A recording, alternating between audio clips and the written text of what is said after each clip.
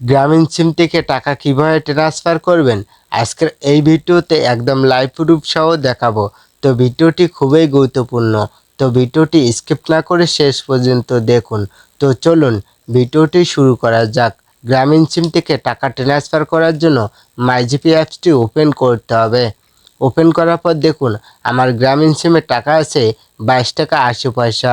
তো এখন আমি 20 টাকা ট্রান্সফার করে দেখাবো। তো আপনি নিচে দেখতে পাচ্ছেন সার্ভিস বলে একটা অপশন আছে, সেখানে আপনি একটা ক্লিক করবেন। ক্লিক করার পর আপনি এখানে একটা অপশন পাবেন, ব্যালেন্স ট্রান্সফার বলে একটা অপশন রয়েছে, সেখানে আপনি ক্লিক করবেন।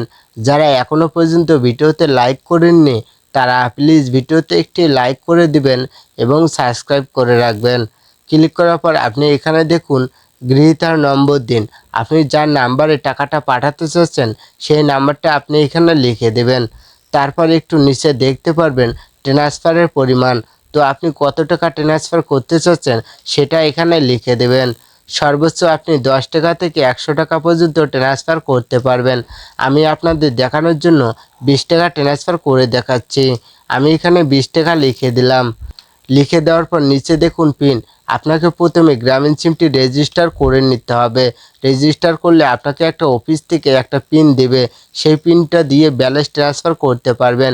তো আপনি যদি ইতিমধ্যে রেজিস্টার করে থাকেন বা পিনটি ভুলে গিয়েছেন, সেক্ষেত্রে আপনাকে ভুলে যাওয়া পিনটি রিসেট করে নিতে হবে। তো আপনি কিভাবে ভুলে যাওয়া পিন রিসেট করে নতুন পিন সেট করবেন সেই বিষয় নিয়ে ভিডিও আই বাটনে দেওয়া থাকবে, সেখান থেকে দেখে রিসেট করে নতুন পিন সেট করতে পারবেন, অথবা ভিডিও ডিসক্রিপশন বক্সে লিঙ্ক দেওয়া থাকবে, সেখান থেকে দেখে নেবেন। এখন আপনি পিনটি এখানে লিখে দেবেন। লিখে দেওয়ার পর ট্রান্সফার বলে যে অপশনটি রয়েছে সেখানে ক্লিক করবেন। ক্লিক করার সাথে সাথে দেখতে পারবেন আপনার লেনদেনটি সফল হয়েছে। তো হোয়াটসঅ্যাপ গাইজ, আজকের ভিডিও এই পর্যন্ত।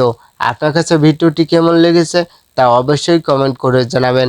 আর ভিডিওটি ভালো লাগলে অবশ্যই ভিডিওতে একটি লাইক করে দেবেন এবং সাবস্ক্রাইব করে রাখবেন।